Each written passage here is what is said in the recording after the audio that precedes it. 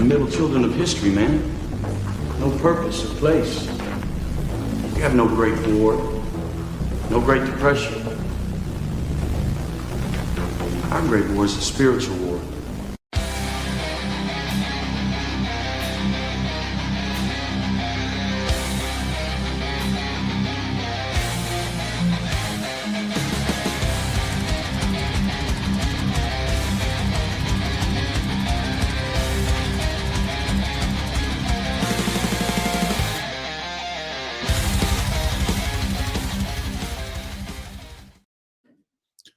Welcome, everyone.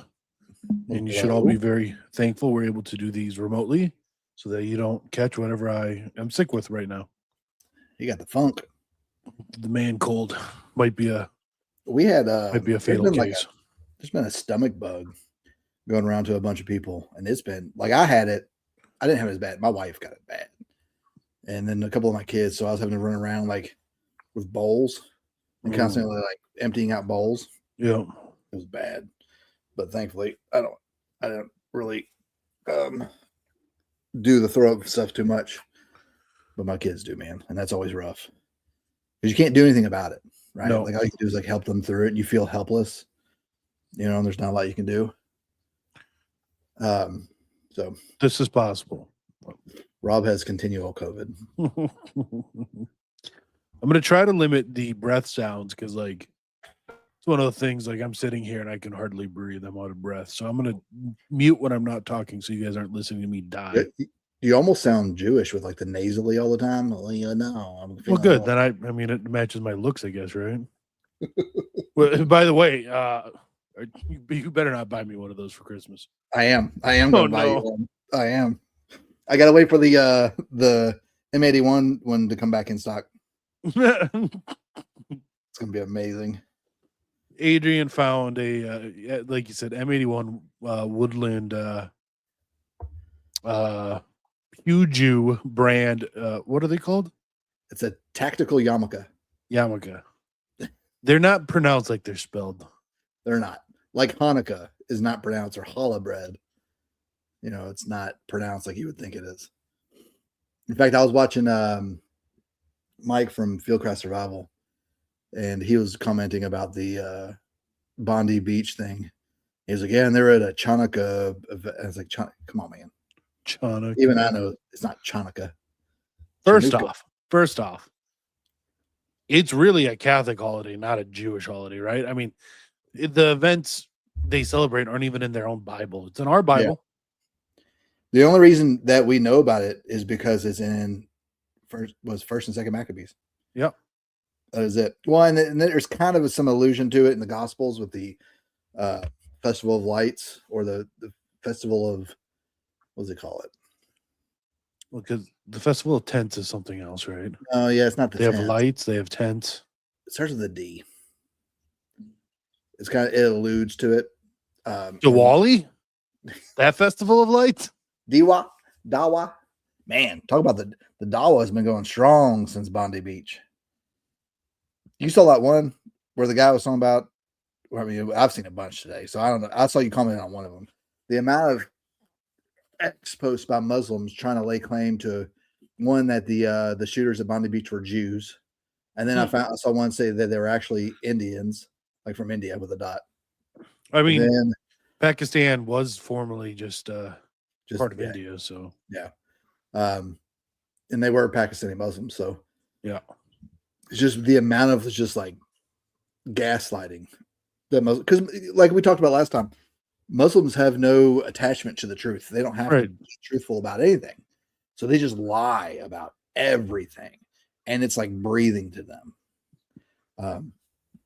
So we're going up to Louisville after Christmas. Talk about a word that's not pronounced like it's spelled.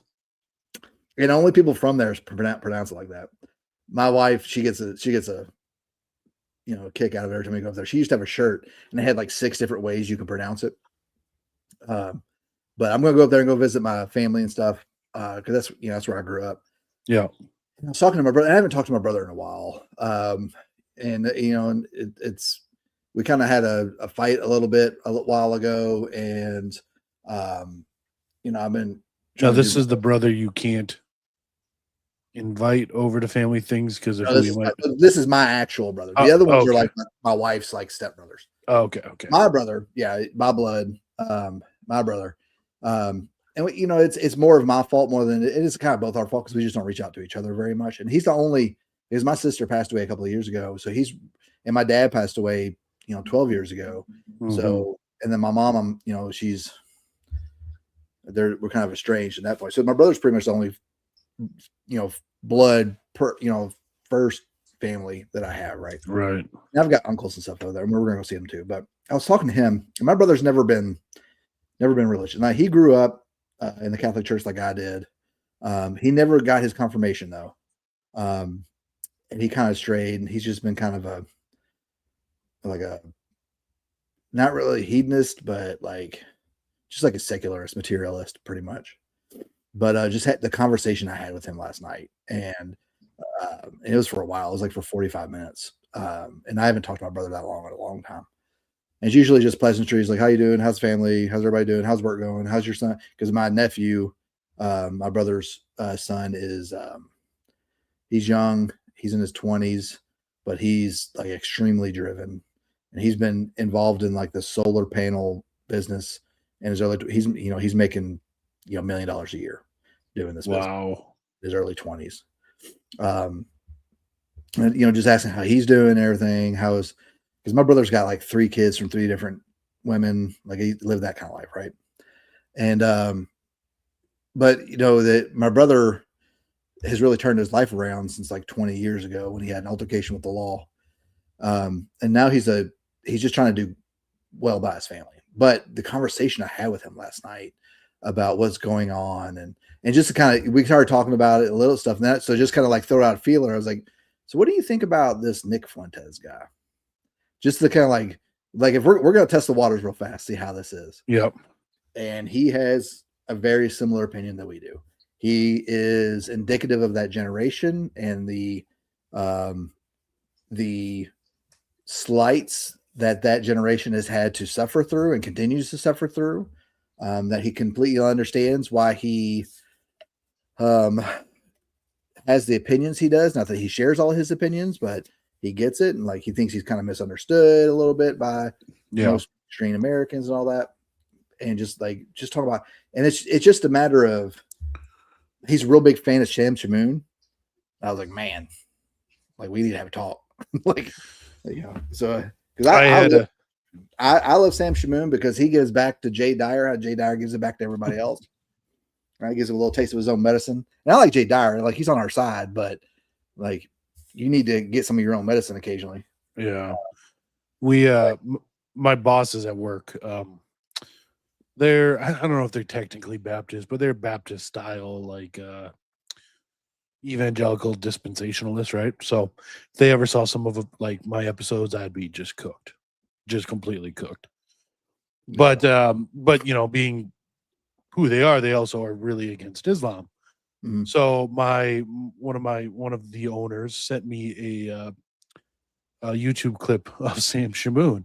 And she's like, I've been watching this guy and he's really good. I'm like, please don't search too far for him. Please don't search too far for him. You might run into our show with them. Yeah, it was because like there's one video that I'll see about Sam Shamoon. It's like a quick reel on Instagram, and I'll share it every time I see it. And it's the one there's a guy he's talking to, and the guy's refuting that that Jesus is in the Old Testament, and so he points him to Psalms, right, and has him start reading the Psalms. But if we find it, I'll post it on X so y'all can see it. But it's just my brother has no idea. He just knows him because of his anti-Islam videos, right? He doesn't realize like how devoted of a Catholic he is. Yeah. And that's the link my brother has to this whole conversation about, having a measured opinion about things based on all the information, not just based off emotions. You know what you should do? Send him the couple of videos Kennedy did with Lloyd DeJong or whatever his name is. Yeah. Yeah, because I asked him, because my brother doesn't read very much. I mean, he's in the trades, so he doesn't really have time to. Right. Yeah, he kind of has to like listen to videos and stuff while he's working or whatever. So I thought about sending him some books, but he's just not going to read them. So I was like, well, I'm going to find you some media. I'm going to find you some videos of some guys and see if I can't like slowly cultivating him and into going back to mass, going back to the sacraments and everything. Because he's on that path. It sounds like he's interested. And as long as there's historical precedence, which like that's all the Catholic Church is historical precedence, I think he'd be much more inclined to lean that way. So we'll see. It's gonna be a project for me over the next couple of years, I think. Yeah, I've been trying to find something like that as leverage for my brother. I mean, you met my brother down in South Carolina, North Carolina, wherever. Yeah, the better looking one. Yeah. Fair. You know, I've been trying to find something that he cares about that I can use to get him into it. But he's just such like a secular average normie that he has no strong opinions on anything. You know what I mean? Like he doesn't really care about anything, and I just don't know how to work with that. That's the thing. You're going to have to figure out what it is he does care about, and that might be what you do for a long time. There's something out there that he cares about. He may not know it would almost be easier if he was like a crazy passionate leftist, right? Yeah. Because then I would at least know where he stands and could figure out how to use that. But he's just right. You know, I bet if he took a political compass test, he'd just be right in the middle. Right in the middle. Yeah. I wanted to highlight this comment. I agree. I don't like it. Yeah. Right? I don't like that kind of talk. But what we have to understand is Sam is from a Muslim community, and that's how they talk to each other. And that's it. And yes, no, he shouldn't as a Christian, right? But like you have to understand that's where he comes from, and it's going to be some work on his side to slowly weed that type of language out. Yeah, and he's a very passionate and an emotional guy, and it's going to be hard for him. That's going to be a cross he's going to carry for the rest of his life. Yes, that is the clip. I'll share that thing every single time. I see it 3 times a day. I'm gonna share it 3 times. I'll do it every single time. I love it. So sorry for blowing up your phone Sunday morning when I woke up. So I went to early mass, right? And which is early mass here is 7:30. Okay. And you're hitting me as I'm going in because I hadn't looked at my phone yet, or I had no idea what was even going on. And so I saw that, and so I knew like, okay, I need to look at this one. When we're on our way home. Our mass is at 1:00, but yeah, so we had traveled and we're staying at a hotel overlooking Lake Superior, and the kids wanted me to wake them up at 5:30 so they could watch the sunrise. Yeah. So as I'm waking up, sitting there with the kids, I start scrolling through Twitter, and I'm like, yeah. Well, I guess I know we won't have a problem finding something to talk about on Monday. Man, just like that Bondi Beach one. So there's some issues I have with both. As far not issues like, but I mean, yeah, the murder of innocents. Yeah, I mean, I kind of have a problem with that a little bit. Yeah. But there's some lessons learned, we'll say, about both of them, and they're in totally different directions. Let's do the Brown University one first. I don't have anything on Brown. We don't need anything on it. I just want to discuss it, like what has happened, because the girl that was shot is here from Birmingham.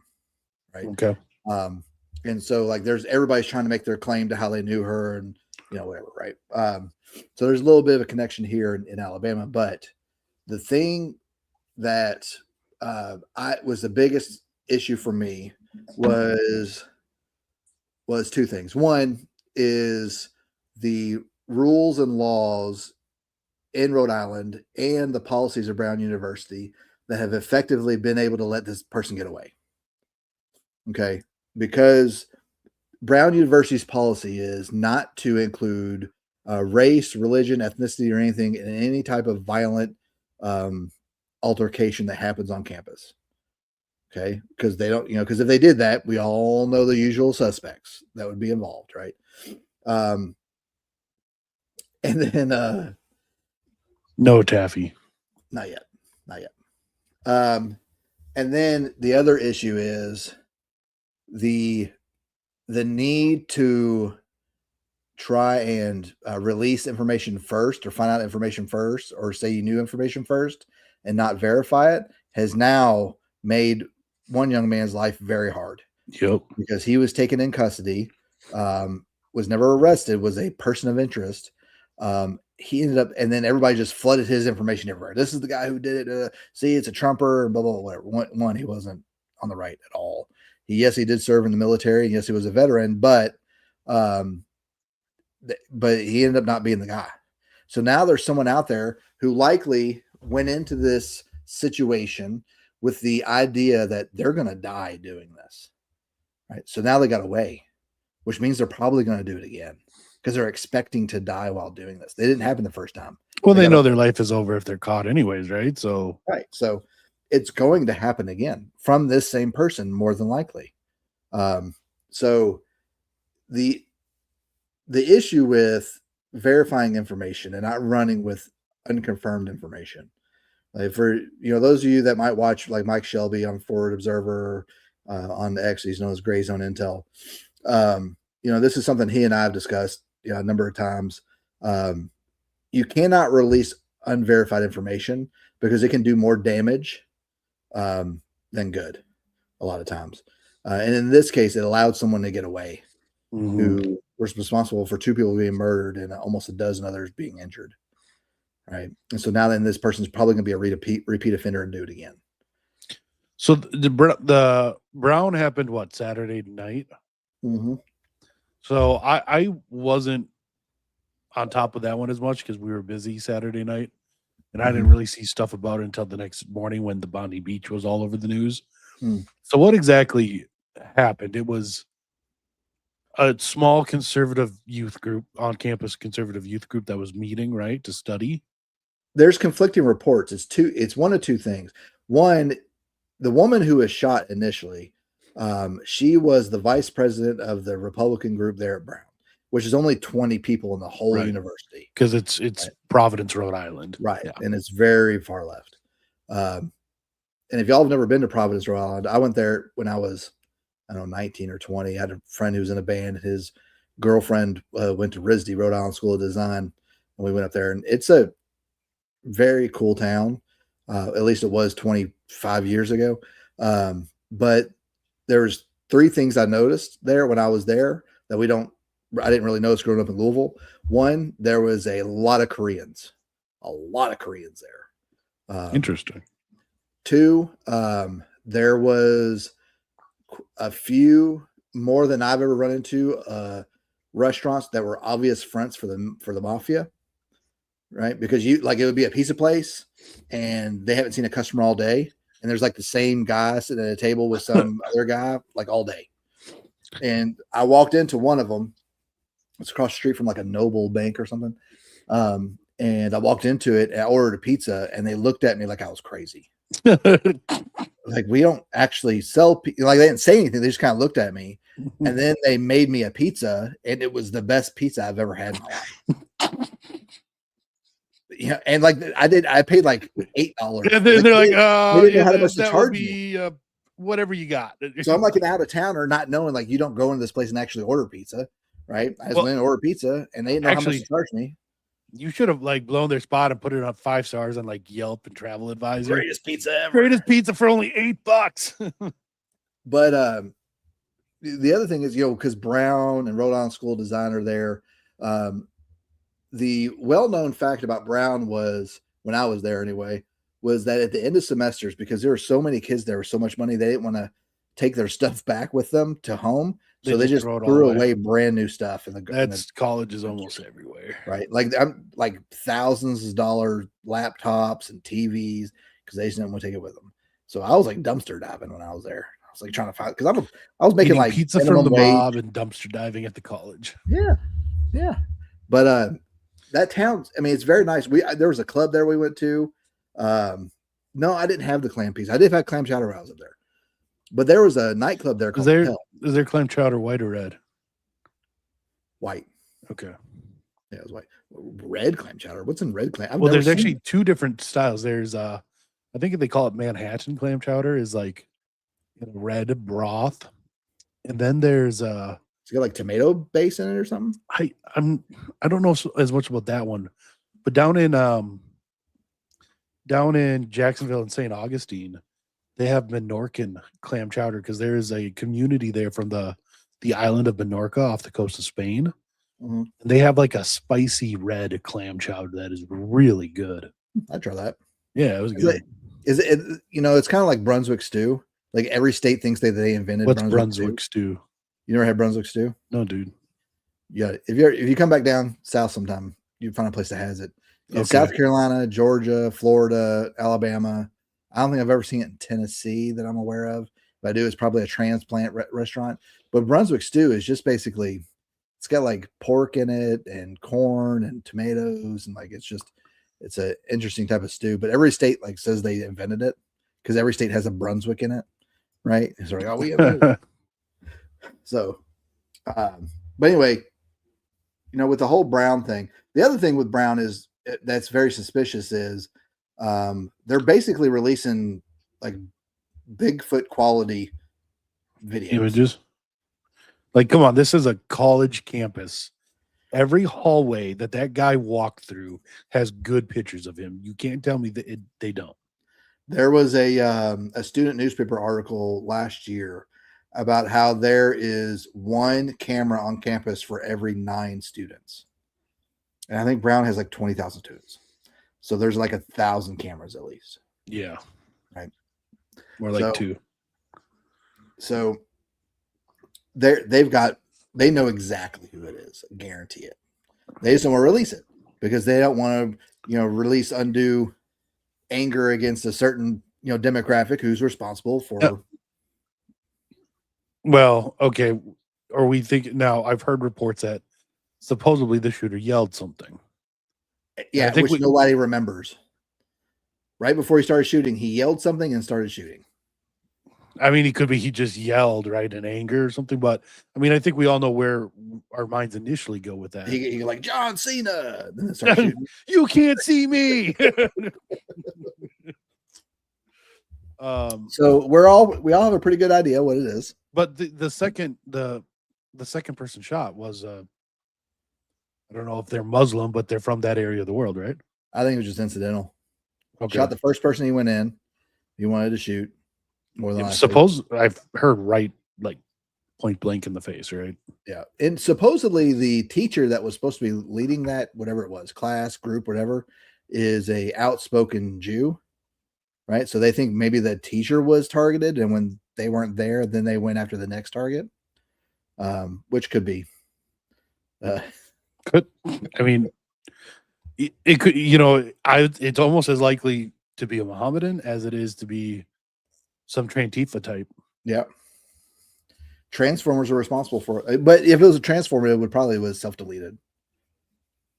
But it never got confronted like most, active shooters. Yeah. So it's going to happen again. So we'll see where things go with that. But that was the first thing that happened. And then Bondi Beach happened. Bondi Beach was obviously perpetrated by radicalized Muslims. Supposedly a father-son duo. And in a country that 30 years ago removed its basically right of self-defense in owning a firearm. You can get a gun in Australia, but it's very hard. And you need a lot of money. Yeah. And you have to go through extensive, you have to have like it's almost the equivalent of what in the UK, like you can have a shotgun, but it has to be in like a strong box, bolted to the ground at home. You can only have a certain amount of ammo, like a dozen shells or something, right? Kind of thing. So it's very restrictive. So, and supposedly these two men had the permits to have these weapons.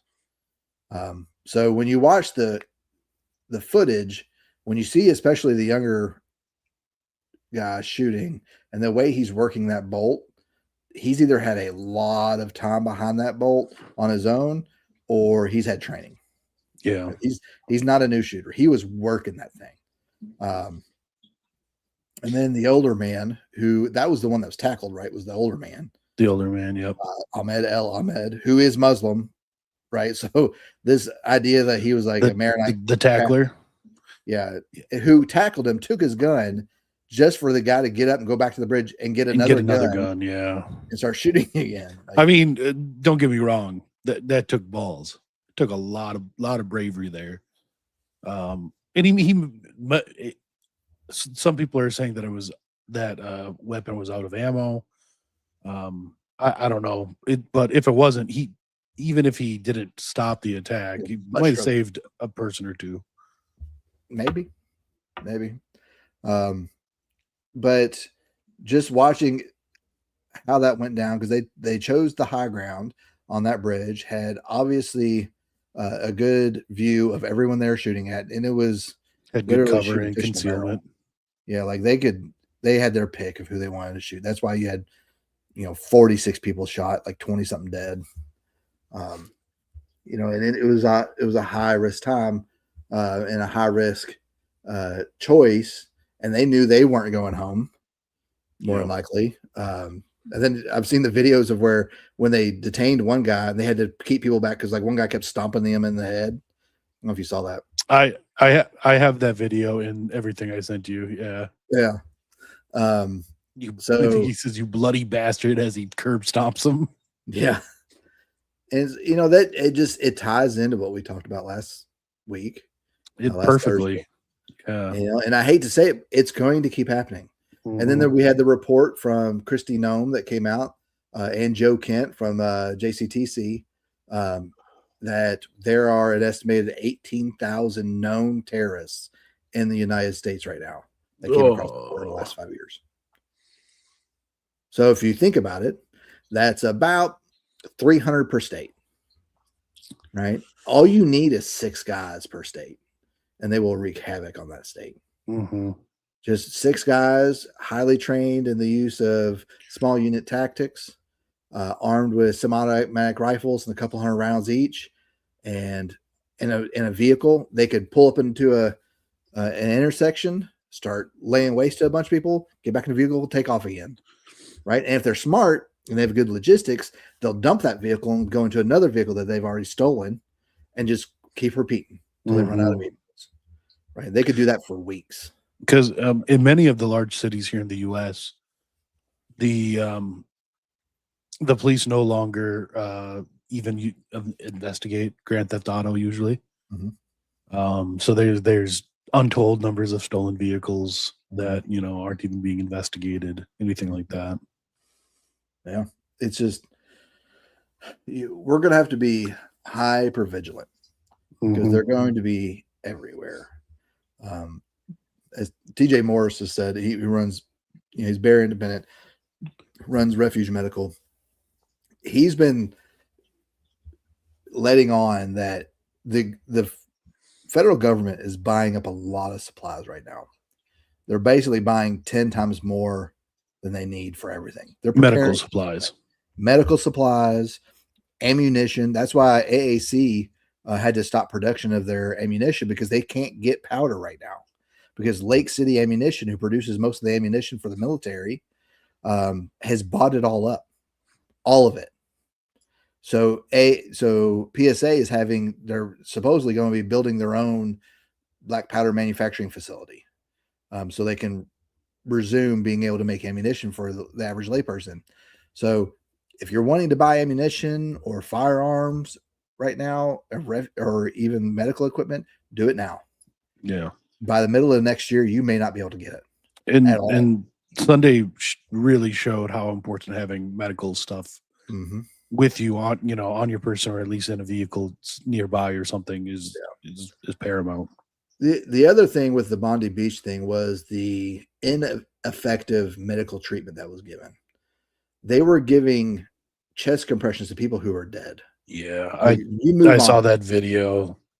Like, you have to move on. If that person's been shot in there and you can't, if you've got 40 casualties, if someone's shot from a wound that they're probably not going to survive or even make it to the ambulance, you let them go and you move to people who you can do something for. You'll know this better.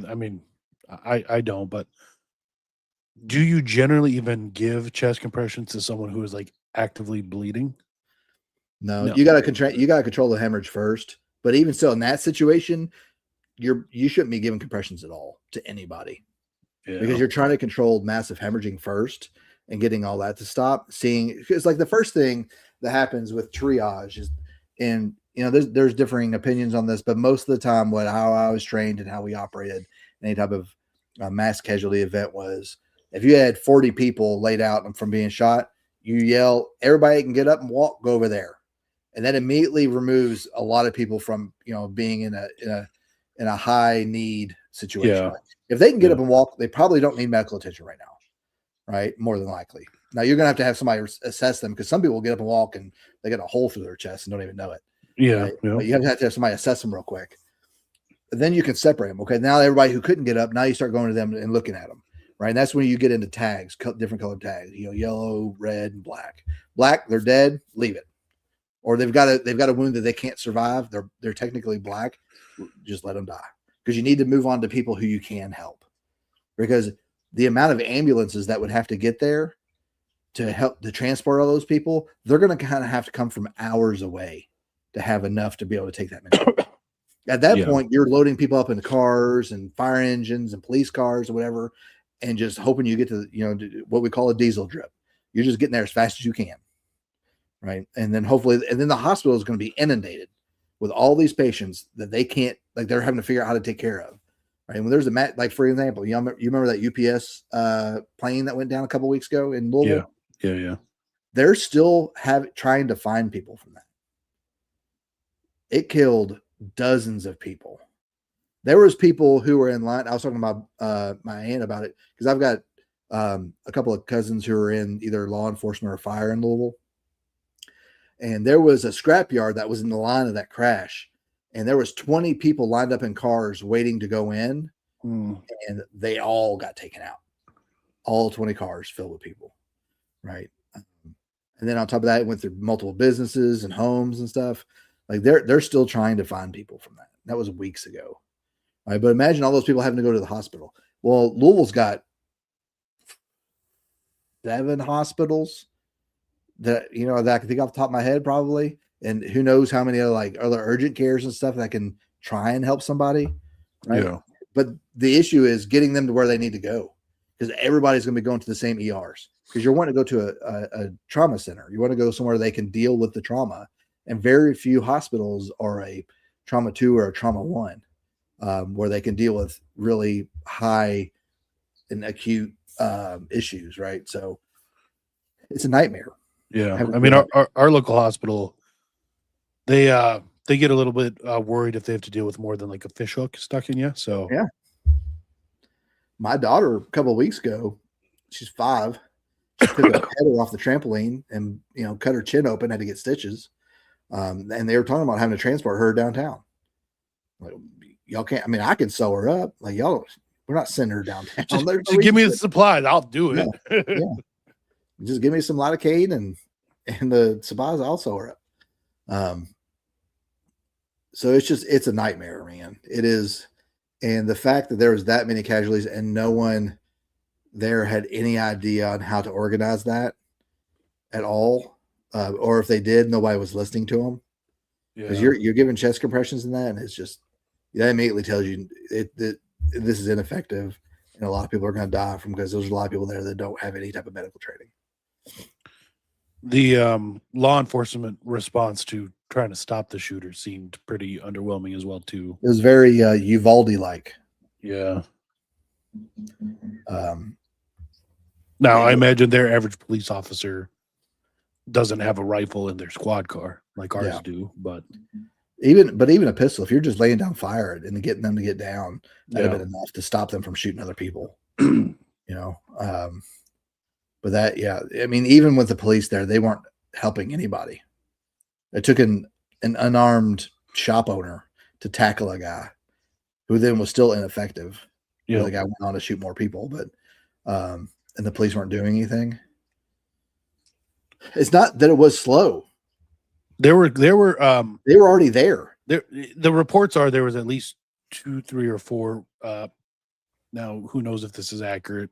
Like you said, we should try to have accurate information before saying things, but what I've seen is there's like 4 women police officers on the I saw photos of at least scene. 2. Yeah. I saw photos of 2, and I've heard reports of at least 4. I think it was 11 minutes. The attack from start to finish was 11 minutes. It's a long time. It's a lifetime when you're being shot at. Like, that feels like weeks when you're getting shot at, and it's 11 minutes long. Based on that response time and the numbers of casualties and stuff, I've seen a lot of Australians on Twitter basically, say that their gun laws saved lives. The fact that these guys only had shotguns and bolt-action rifles. Do you think if they were armed with, say, ARs, 5.56, that it would have been appreciably worse than, high-powered, or not? I don't want to say high-powered, but standard-powered like bolt-action hunting rifles? Because 11 minutes, and then with the guy firing the way he was, Yeah, I'm not sure. He was having to reload a lot. Yeah, which is one that's thing. true. But yeah, objectively speaking, if he had a semi-automatic firearm, even if he had a tube-loaded, rifle or a lever action, anything, there would have been more casualties. But the opposite side is also true. There would have been people there with firearms to stop them. That's right. So because we have multiple people with cameras from looking like maybe 20, 30 yards away. If those people had even just your average CCW pistol, from that distance, it would have been effective. Well, you remember the Dickens, kid Dickens, right? Elijah that was Dickens, 40 yards away, right? And he shot 8 rounds, shot 10, shot 10, landed 8. Yeah, with a Glock like 19, yep. Whatever it was, 22 maybe. But it's just that laying down the fire to get them to take pause for a second could have been enough time for someone else to do something as well. So when we hear people talk about, this is a gun issue, it is a gun issue, right? Because if more people had guns, it wouldn't have lasted that long.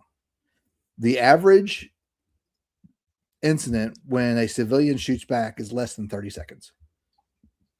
So if you have that many people there who have access to firearms to be able to carry, that 11 minutes would have been 30 seconds long. Mm-hmm. How many lives would have been saved if that altercation was only 30 seconds? Yeah. And this comes down to the thinking that we have to outsource our self-defense to the government or to somebody else. We talk about this, about the EMJ. EMJ he's outsourcing his violence to someone else, an ineffective police force whose job is not to protect you. This, we've talked about this before. The Supreme Court has ruled the police do not have a duty to protect you. They have a duty to collect evidence afterwards. Yep. And that's it. And so you are responsible for your safety. And if this has not spurred you to want to carry or at least get in and learn how to use a firearm, and you're a man, you might want to rethink if you're really a man. Because go get your D levels checked. That is a duty that you have. Yeah, E. Michael Jones had a comment. I think it was on. Wasn't on y'all's show, was it? It was on somebody else's. I'm not sure. He was talking about basically his opinion is we should just call the police for everything. We shouldn't have to carry firearms and everything. We should just call the police, right? Which is an effeminate understanding of self-defense. You're unwilling to go through the arduous and the hard thing to prepare yourself physically, emotionally, and spiritually to have to defend yourself or your family because you want to put that burden on somebody else. Someone was asking if this was at a synagogue or a mosque. No, this was at a beach it wasn't Sydney. What city was it? Brisbane? It was in Sydney. Yeah. Was it in Sydney? Bondi Beach is like right outside of Sydney. So yeah, it's a beach in Sydney where they were holding a Hanukkah event. Yeah. And this is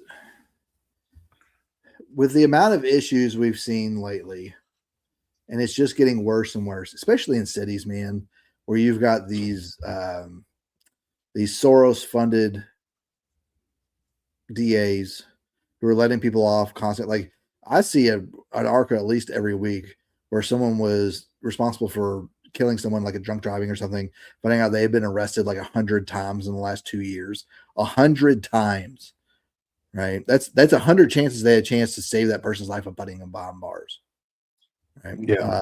And if you live in a major city, you need to be prepared for this. You need to be aware of what your laws are. You need to be aware of who your DA is, who's going to be then pushing that down to their ADAs and how they're going to prosecute.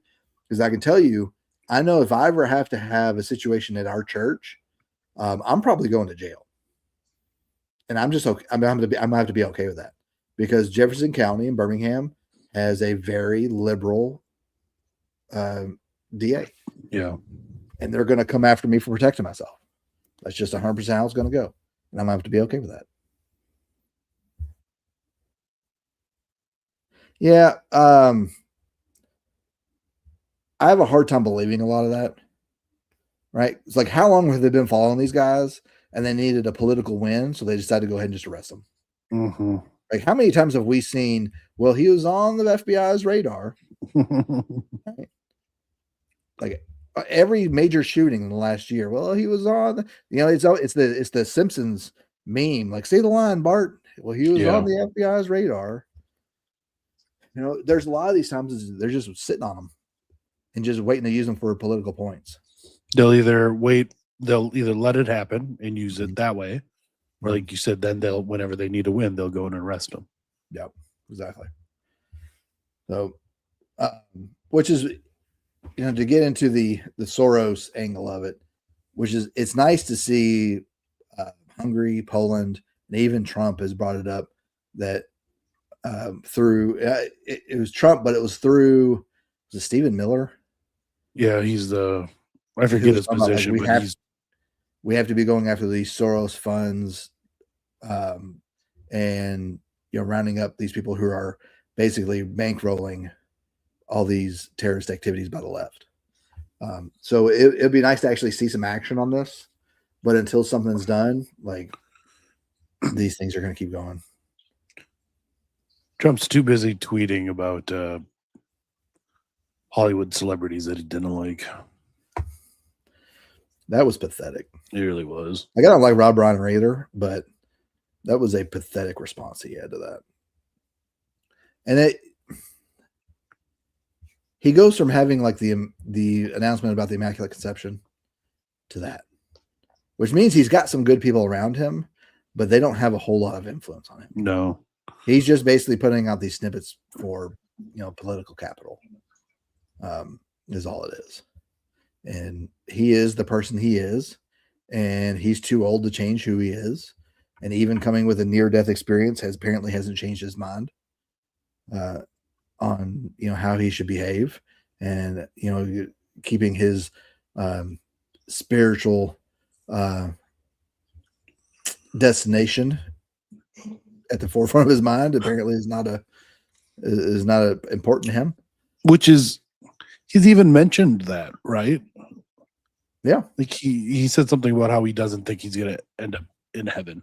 Yeah. Well, like, yeah, when you tweet stuff like that, what do you expect? Yeah. Yeah, it's where you are on your own.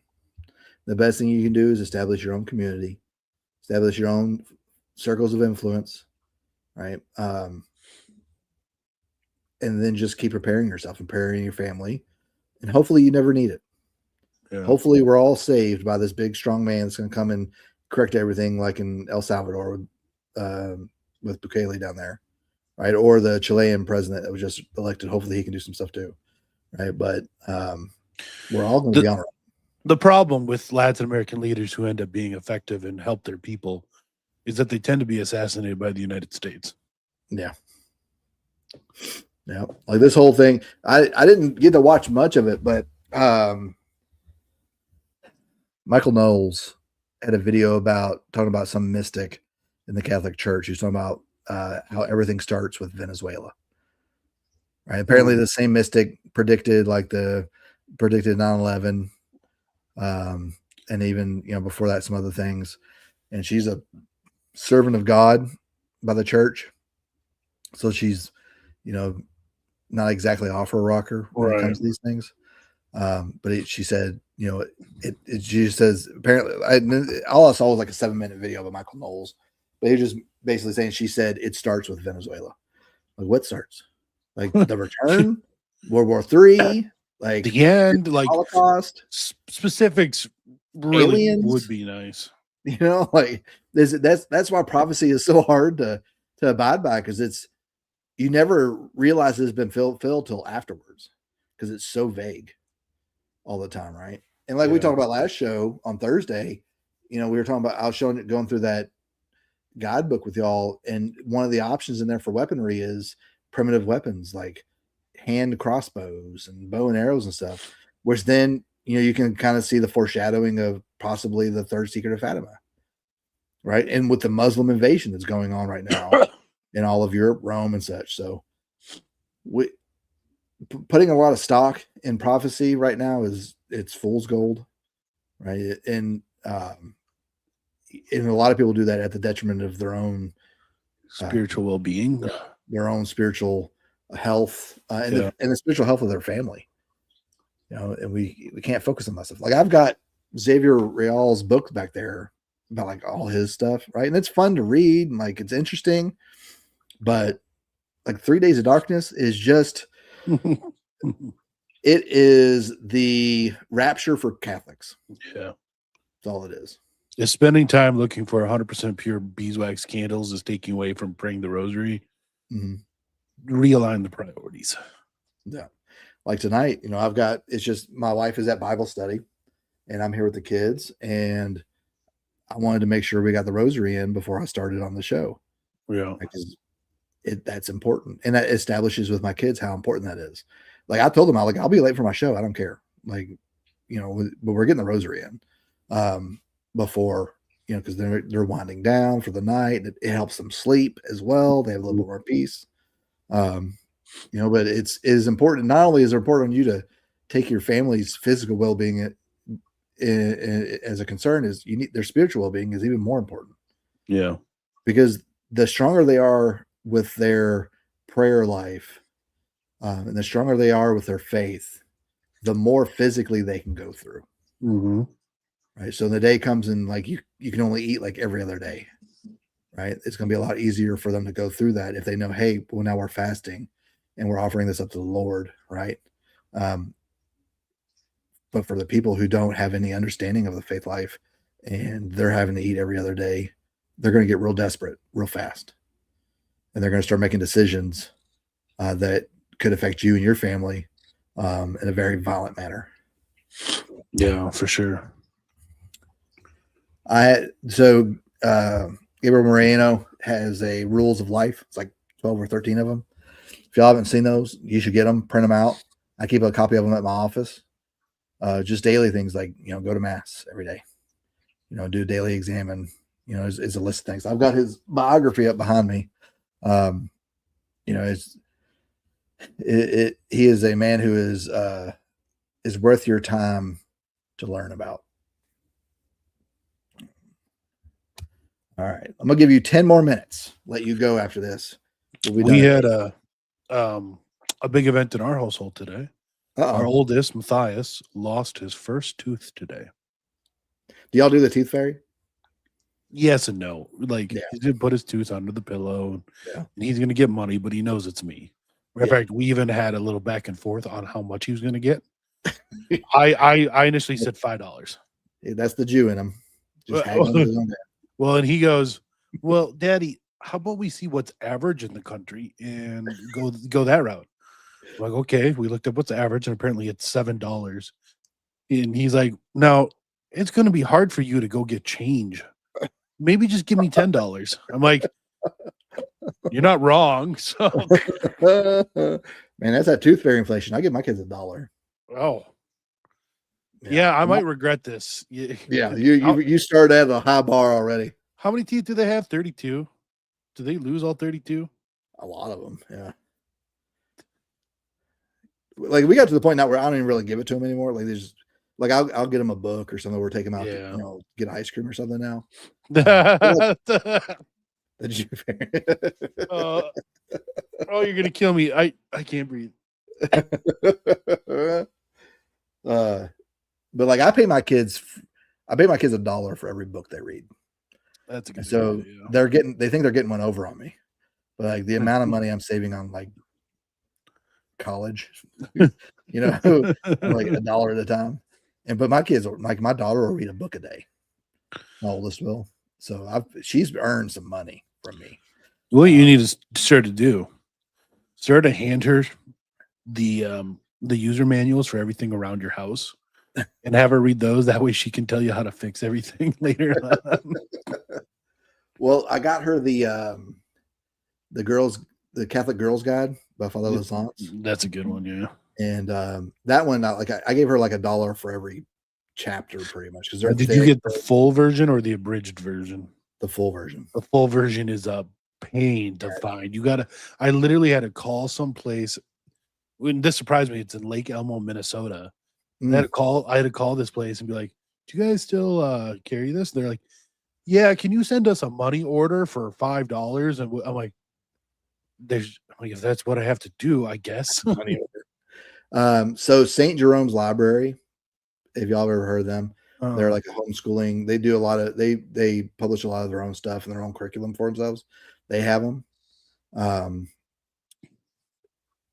And I'm trying to think where else I've seen them.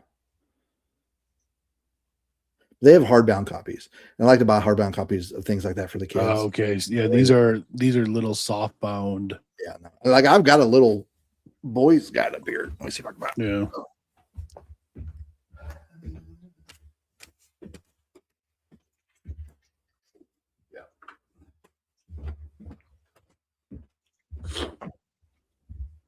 So I've got this one, the young man's guide. So it's like a smaller, but it's like you could beat somebody to death with this thing. See, my copy is like this big, but like also that thick too. It's like a little pocket guide that's literally 4 inches thick. Yeah. But this is the one I have for me, and I bought a hardbound copy for my boy. Now he's not at an age where he can read it yet. He's only 9. Right. So here in a couple of years. If 2030 is the chastisement, aren't young guys who don't have families yet cooked? I'm not going to abstain or doom based on speculative timelines, but how am I getting a homestead in 5 years? What you need is unks that have a homestead. And so here's someone like Adrian will pay you in food for you 100%. and give you a gun to run security for his homestead. Exactly. I can't secure this place by myself. Like all of my friends know that, live in neighborhoods and suburbs and everything. If things go down and you don't feel safe at home and, things are getting rough, bring your family, all your food and any firearms you have and bring it to my house. We will find a place for you. And I've got 5 bedrooms in my house. We'll sleep 6 to a room. I don't care. Right. We'll make some bunk beds out of some, lumber I have out back. But the thing is, I can't run 24-hour security by myself. I'm going to need probably a dozen guys, right, helping me secure my place. I'm on 7 acres here. I've got 200 acres around me that's kind of empty right now. Nobody's doing anything with it. I own 40 acres down the road, but I don't have a house on it. I need help, right? Yeah. And so that's what you have to find somebody, a family member or a community member, somebody who already has that, and to say, hey, if something goes down, can I come to your place and help you pull security? Right? You have to develop that relationship with them. Now, in the meantime, because who knows if the chastisement happens in 2030, right? Maybe 2029, or maybe not even, maybe after that. Who knows, right?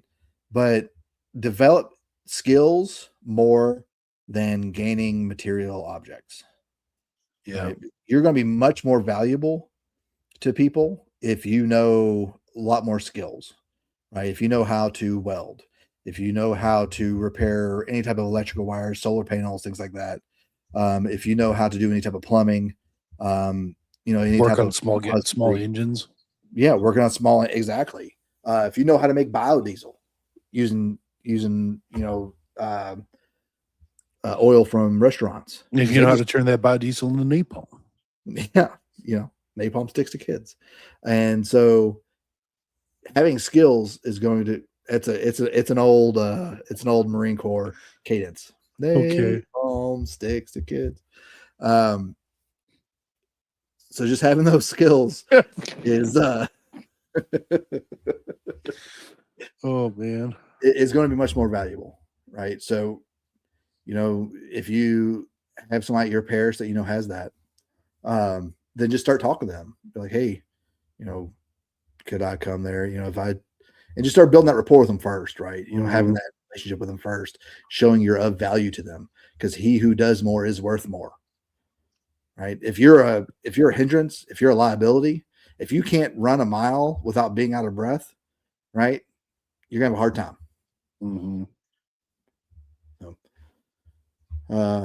Unks are gonna lead the way, man. Like they have the material wealth right now for you to take care, and then you provide the manpower, because eventually you're going to be the unk, right? Eventually you're going to be the 40-year-old guy with the family and stuff, because you've lived through some crap now, and you're teaching younger guys how to get through it. And a point about building your skills, in preparation for some sort of, event, whatever. Not only does that give you those skills for something like that, it makes you more attractive to women. Yes.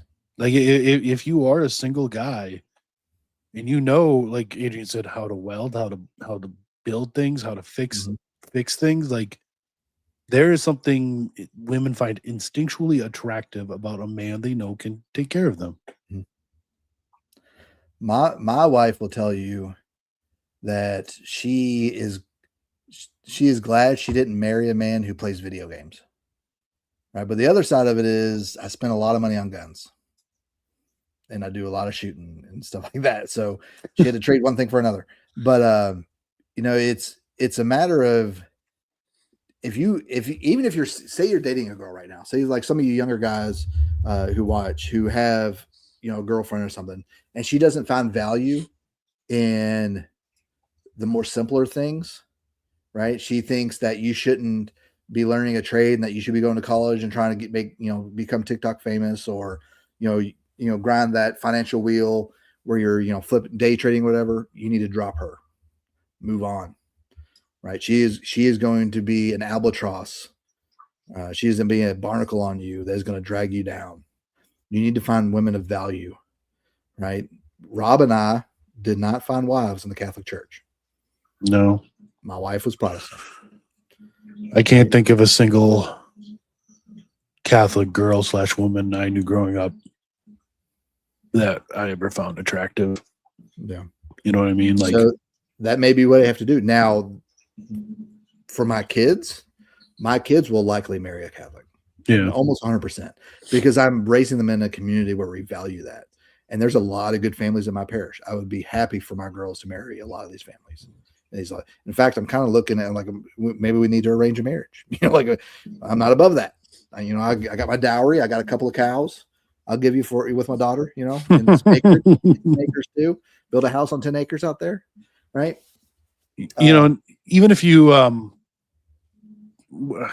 as a guy, subscribe more to the Fuentes, idea of getting, conservative men back into colleges and getting them back into, I don't know a good way to describe it. I don't want to say like higher level professions, but things like that. Like, it's still good to have other skills, and even if you're a staffer on Capitol Hill, knowing how to fix a water heater, still a valuable skill. And we shouldn't give up on the institutions. We should give up on a lot of institutions. You're not going to turn Brown around, right? Mm-hmm. But you can still go to Christendom or Wyoming Catholic or Benedictine, Hillsdale, right? even like Auburn is a very conservative college who has a very good Catholic community there, right? But there are some things you just have to realize are too far gone. We can never turn them around. Georgetown is gone. Notre Dame too. Notre Dame's, if not gone, it's real close. Yeah. Well, it's like what you were saying earlier about triaging medical. We have to triage, which is really just prioritizing things, right? We Yeah. have to do it in every aspect of our lives. Mm-hmm. So, and even if you are more of an academic, say you're, a tweed wearing trad, I'm going to make fun of you, but if I didn't like you, I wouldn't make fun of you. And I expect you to make fun of me. That's how this works. It's a give and take relationship. And I'm going to laugh when you make fun of me too. I'm okay with that.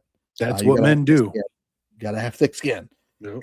When I was on the fire service and I was on a med unit as the paramedic, EMTs immediately knew if I liked them or not. Because if I liked them, I made fun of them, and they made fun of me. But if I didn't talk to you and I was nice to you, I couldn't wait for you to go home. I was just trying to get through the day and get past the day. So, but if you could put muscle in tweed, go for it, right? But most guys don't. Most guys who wear tweed are bean poles. Their Adam's apple looks like a second head. Like, they're not. That's not the stereotype that you want to go with. But younger guys, y'all are being handed a world that you didn't deserve at all, because every generation before you basically scraped and raped that world, squandered it, and to get everything they could out of it, and then left you with the bottom of the barrel, right? And you've got some guys that are aware of the situation and they're trying to change things, but it's not a lot of us, right, at all. And so you're going to have to learn how to manage and navigate this world based on what you've been given, and you're going to be better for it, because you're going to make the world better for the people behind you, for your kids and your nieces and nephews and your grandkids. It's like, so when it comes to like the TLM, right, we stand on the shoulders of giants who came before us, Michael Davies, Michael Matt, men like this, right, who held the line for so long against overwhelming odds to where I can now go to the Latin Mass in Birmingham, Alabama. Okay. That would have not been possible if we didn't have the older generation, some of the older generation before us, to maintain that pearl of great price, right? And to be able to give it to us. And we have to add on a little bit more to what we were given. Like when we go to a restaurant with my kids, I always tell them, we are leaving this place better than we came into it. One, these people don't get paid enough to clean up after you. Yeah.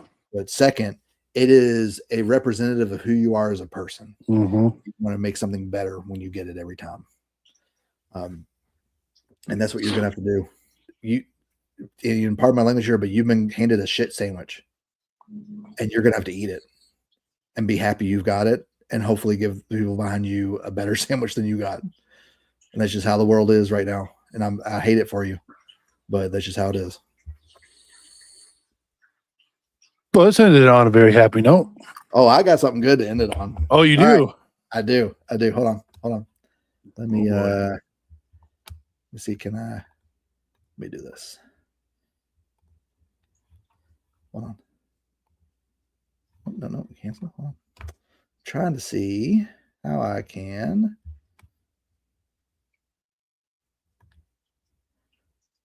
Hold on. I'm going to zoom in. Maybe that'll do it. What are you doing? Oh, you'll see. Oh, are you showing them what you're going to buy me? No, I should, though. Okay. The tactical yarmulke. Tactical yarmulke. All yarmulkes are tactical in the bank. Yeah, that's true. All right. How do I get this to... Let me do this. I'll just share. Y'all can see all this other stuff. That's fine. All right. Share screen. Nope. Share screen. See, this is harder than I make it look, guys. It is, in fact. Here we go. All right.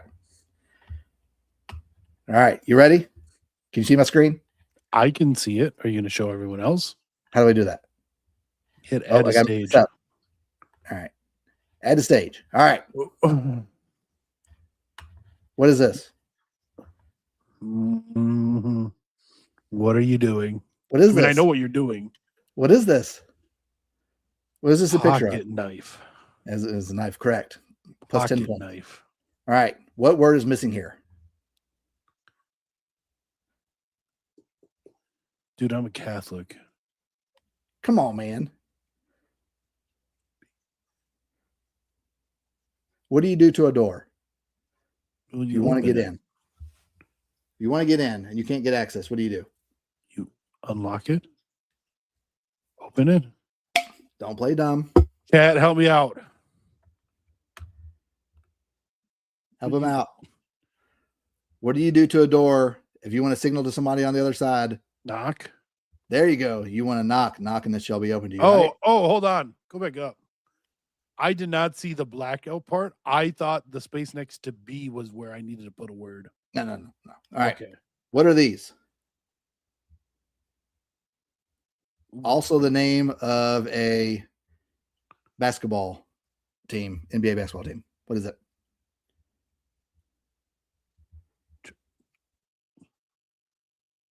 I don't know. So, I mean, what are you pointing at? The whole thing? Yeah, the whole thing. What is this? This gray thing right here. Trousers? Help him out. What is it? Pants? All right. What's an older name for pants? River treaders? There's been this. Good. Right. The New Globetrotters? York, Those are Globetrotters? the New York Knicks. What's Knicks short Knicks. for? I have no idea. Knickerbockers. You never heard of Knickerbockers before? No. Oh my, yes, you have, because they're created up north. All right. Right. What is his last name? Kaniga.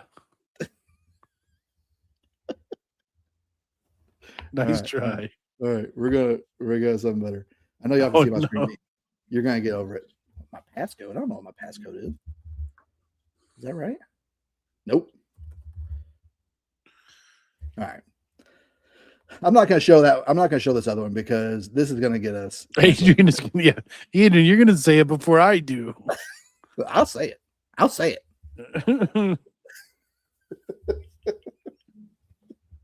I was playing with that at the gym earlier. This so I is started taking really pictures. quintessential Guns and Rosary content. I Literally was- failed on every one of those. I know you're horrible. You're horrible. You would not do good at Pictionary at all. No, probably not. I was at the gym this morning and I was just like finding pictures to show you. And I was trying to determine like which ones I would rather show you. But Taffy sent me a video and it's a video of you and he dubbed over the hard R where you say the hard R on it. I'm not going to show it. I don't get you in trouble. Well, you should see some of the things he sent me of literally everyone in the Catholic Inc. sphere. I've never heard Trent Horn say the hard R so hard before.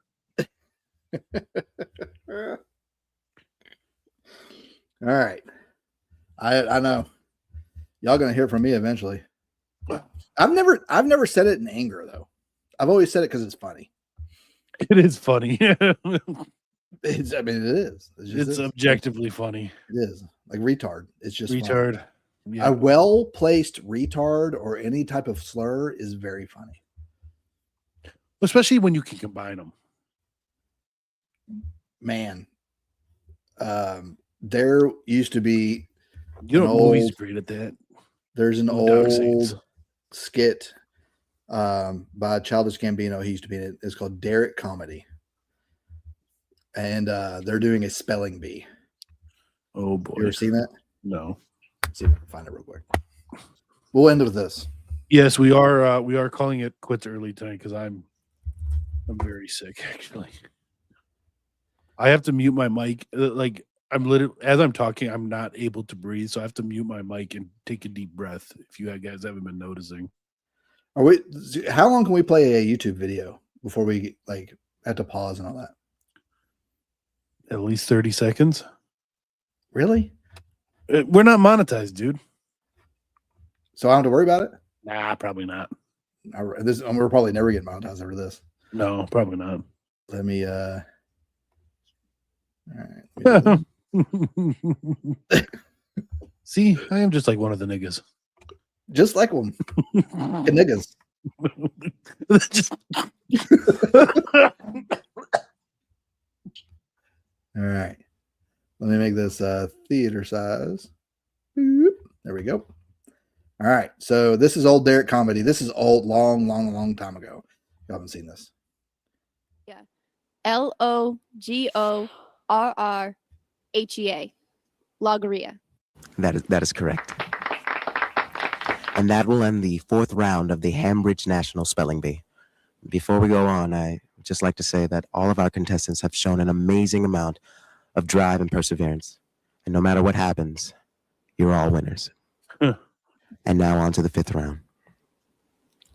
Next contestant.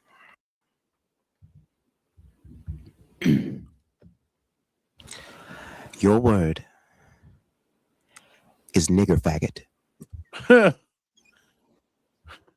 sorry, what? I have seen this. Nigger faggot.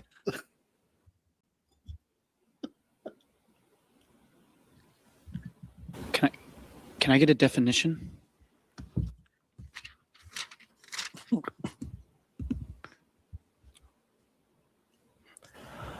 The definition is nigger faggot. What? Can I get the country of origin? Of course.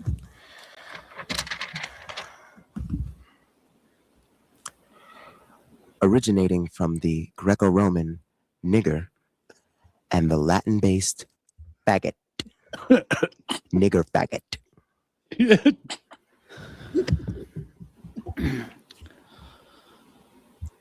Can you use the word in a sentence? Oh no.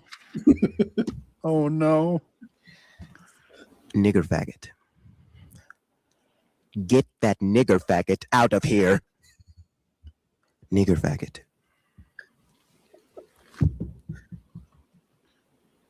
We might have to cut this last part of the video.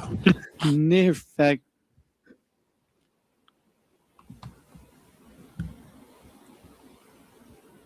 N-I-G. I can't do this. I'm sorry. That's incorrect. You're disqualified. All right, I'm gonna stop. It's like another 2 minutes, and they go through each body, and then the last girl, or one of the last contestants, spells the whole thing. Like just no, like okay, he gets up and spells the whole thing. He just comes up and he goes, "I heard what you said." If y'all haven't watched old Derek comedy stuff, like I wouldn't watch it around kids, obviously, but some of it, man. Daddy, what's a I don't need that. Not after last week. He said he both wanted to play the N-word and drop the F-bomb. N-word being Nintendo and F-bomb being, I forget the name of some bomb and some game he was playing. Yeah. All right, guys. I think we're gonna cut it. Rob is dying. Literally. Here. He couldn't even breathe. He was laughing and choking. And what about when Rob's son asked why Anthony called Rob gay? Yeah, you get a lot of those instances when you have Anthony in your life. I saw him posting some pictures with him and Brian Holdsworth and Mike Pantila. Yeah, love how I get left out of all that stuff, guys. Dicks. Did you even get invited? Yeah, like they planned this. They started planning this back in February when we were in North Carolina. Oh, really? I'm like, guys, I'm gonna have a baby being born in August. Like, Yeah. I can't bring 4 kids, including a newborn, to Banff, Canada. I'm sorry, guys. Yeah. Did they bring their families or is it just them? I think Pantile brought his family because they're like a 4-hour drive. It was just Anthony and his wife that flew there. And then Anthony pressured Holdsworth into it the night before. So I don't know if it was just, which is why in the picture Holdsworth is kind of sitting there like bent forward looking tired. Yeah. Because Anthony was pressuring him all day the day before. So they drove through the night. Ugh. Yeah, I keep wanting to go to that Canadian men's conference. Yeah. But it's like a 14-hour drive for me. Now that's right across the border from Detroit, right? I think so. Yeah, Yeah. that's a far drive for me. I don't think I can do that. Uh, It's just, I mean, I've done it before. I mean, I've gone up to I love how Chris reposted our stream as we were playing the spelling. as we were playing the Derek Company thing. Thanks, Chris. Yeah, somebody from my parish is gonna see that. We're like, I saw what you did.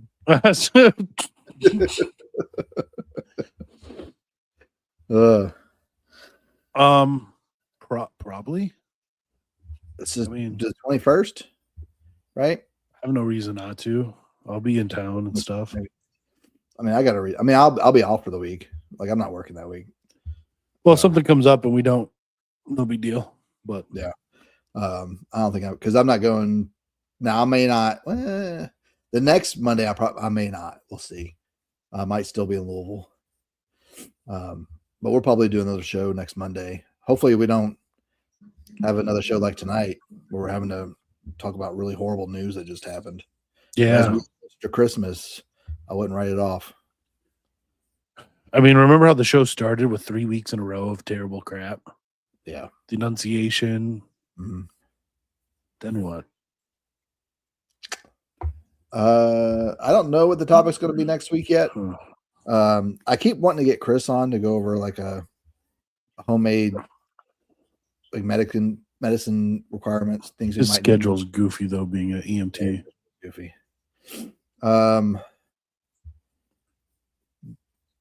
I don't know. I like the rest of the year. I don't know. I'm kind of playing by ear right now. It's a hard time of the year to try to schedule anyone else. Yeah. Like I tried to get so- George on, but he's gonna have to wait till at the beginning of the year. Yeah. I'm trying to get him and Raymond Ibrahim to come on y'all's show. That would be good. Have the four of y'all on. I think that would be a good one. Because our show is way too small for. I don't even want to insult him by inviting him over here. Anthony's I don't know if you've heard Anthony talk about his Muslim friend at work. He talked about him with E. Michael Jones. I think so. But one of his Muslim coworkers is from Albania. Mhm. I'm like, dude, you need to read or listen to the Skanderbeg Mhm. chapter from Defenders of the West. Mhm. I bet your friend has no idea like how, who Skanderbeg was and like how big he was in Albania. Mhm. Like, I think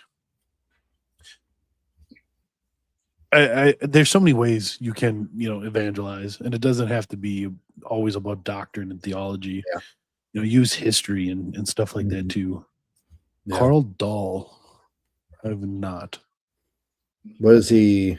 Was he from? Has he written something? Is he a media of some sort? Do you see the video of that guy who got slapped?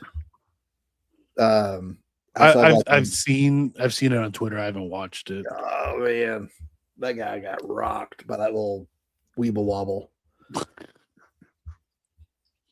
And he just like looked shocked and walked because he wanted nothing to do with it after that.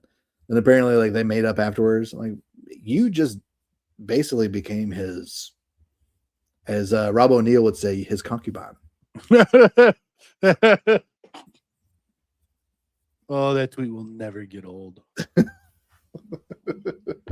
The sad thing is Rob O'Neill's Catholic. I don't even think he knows what a concubine is. Carl Clearly Dahl. not. Overview of the Spanish Civil War with Carl Dahl. 91 minutes. It's a movie Or like he's a got documentary. He's an older guy. What is he? He's been through. He's obviously been through something because he's got a jacked up eye.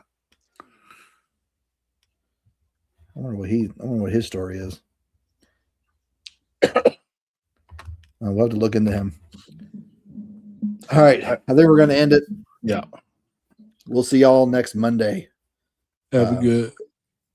Feel free to comment on the stream, share it, subscribe if you're not subscribed. What do we want people to comment this time? Let's see. How about we comment how excited you are for the Glock 6? Oh, Rob is real excited. He cannot wait. woohoo! One of those. So excited! I went out and bought a CZ. Another one? What'd you buy this time? The carry. I told you. Oh, you did. That's right. Yeah, that's right. You were saying that. Yep. Have you shot it yet? Haven't shot it yet. So nice. Not as nice as the compact, but it's nice. Well, I mean, I have the compact too. Yeah. What did you? Yeah, I do. I just bought some grips for mine from Lock Grip to get away from that. Those just slate aluminum grips. Yeah. I'll let you know how they are when I get them in. Paul waits for an hour and 20 minutes for us. I'm telling you, if y'all need to buy ammo now, you may not. And ammo's super cheap right now. There's a Battlehawk Armory. You can buy 1,000 rounds of 5.56 through them with free shipping for like $430. Oh, Yeah, wow. $430 is a lot of money. I know, but it's cheaper if you buy 1,000 rounds at a time than if you buy it individually in like 20 packs. Find a guy to split it with. 500, 500. Or find two guys, just three guys, whatever you need to do. So it's like a side of beef. Yeah. If you get enough guys, y'all can buy a barrel of 5.56 ammo for about $12,000. You each get about 4,000 rounds each. That would be kind of cool, right? Get like a whole 55-gallon drum and it's just loose too. It's not packaged or nothing. It's just loose 5.56 and 55. You know Scrooge McDuck, how he would swim in his thing of coins. You'd swim in 5.56. Wouldn't that would be cool, right? Yeah, your diving board is like the wing of a plane. You jump in. Yeah.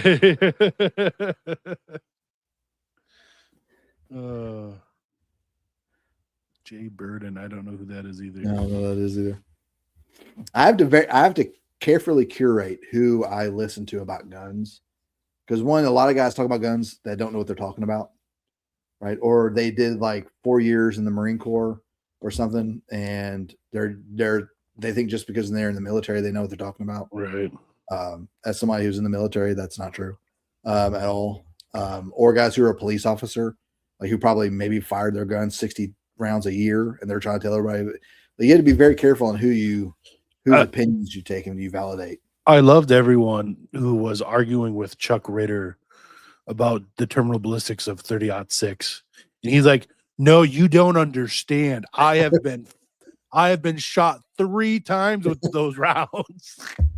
Yeah, it was just like which one of the things I can't get on board with Candace Owens about. Yeah. And I'm just like, you just don't like even a 50 BMG will do some wild stuff when it finally hits something. Mm-hmm. Right. It may go crazy. And like, yes, it's got a little more ass behind it, so it's going to punch through a lot of stuff, but it's still going to do some wild things. Right. I've shot a deer with 30-06 before, and it came out the side I shot. Like, that's wild. Seeing things like that. Yeah, more energy doesn't necessarily mean more penetration. I would say bullet construction has much more to do with penetration than necessarily just energy. Yeah, speed has a lot, like because especially when it comes to 5.56, if you have a 20-inch barrel, that turns training ammo into duty ammo. Yeah, that little 55 grain projectile is gonna punch through some 3/8 inch steel, right? Even if you don't have a steel penetrator. 3/8 inch steel is a lot more of a predictable and consistent medium than the human body. There's no water content to it whatsoever, right? And then you don't have any hardened structures in the water as well, like bone. Yeah. So yeah, once it hits, that's why Paul Harrell was so good with the meat targets. Because like you'd see some wild stuff from that. And he'd throw like a denim jacket on it first, and just to make sure that the hollow point, like mushrooms out and everything. Football, skin as skin, all that stuff. Yeah. I don't think the angle really matters too much. It could matter with deflection, right? It's more going to matter with aim, because even hitting at a flat range, deflection can happen anyway. Yeah. I don't think that. It's more the range. The other issue is we don't know what kind of rounds he used. To be fair, we don't even know it was 30-06. There's nothing official. Well, I did see a report came out yesterday or today that he didn't take the rifle apart after he shot. Like that changed. Right. where that was initially was he took it apart and then ran away. Like that's not what happened at all. So if things like that are changing, what other information do we have that's not correct? Yeah. So it may not be 30-06. More than likely is, right? Because of the type of rifle it was. Yeah, I mean, he didn't have it wasn't chambered an 8mm Mauser, most likely. You know what I mean? Like, and we don't know what kind of ammunition he was using. We don't know if he was using, some type of frangible ammunition. We don't know if he was using some type of core locked or something. Who knows? Yeah. Right. Because I can tell you that I've got a bunch of 30-06 in there. I've got between just ball ammo and hunting ammo. Like they're all going to behave differently when they hit something. So we just don't know is a thing. And people are trying to make definitive declarations based on information that they're hearing third hand. Right. And that's stupid. Like Ian Carroll lacks any type of authenticity or trust whatsoever. People forget he was just a Portland shit lib like 3 years ago. Yeah. Delivering pizzas. Mm-hmm. Right? And he's got the talk booth about astroturfed. Yeah, absolutely. Out of nowhere. But to be honest with you, like it only takes one viral video for someone to get big now. And that he's just wrote it. And I just want to know how to do that. I don't want that at all. No, like I don't. If we had like 1,000 subscribers and stayed there forever, I'd be fine. We'd have our little group that we talk to all the time, and that's it. I absolutely don't want to be famous doing this. I don't want to be Kyle Rittenhouse famous, that's for sure. No. Whatever. I mean, if he wants to put himself back in the limelight, he's more than welcome to do it. If I were him, I would not. There's no upside. You've got a big target on your back already. Mm-hmm. Why would you throw up a flare too? I mean, shooting a few people in self-defense the first time was traumatic enough, man. Don't make it where you have to do it again. Yeah. So I wouldn't do it, but I mean, he's got to live his life. And if he wants fame again, that's up to him. That's not anything I want for me or my family at all. Especially my wife. Like, we'll just look at wedding photos all over online. That's during the Biden admin, how many conservative talking heads, their houses were attacked by Antifa and riots and stuff outside their homes, and Tucker Carlson had to move his family in the middle of the night. Yeah.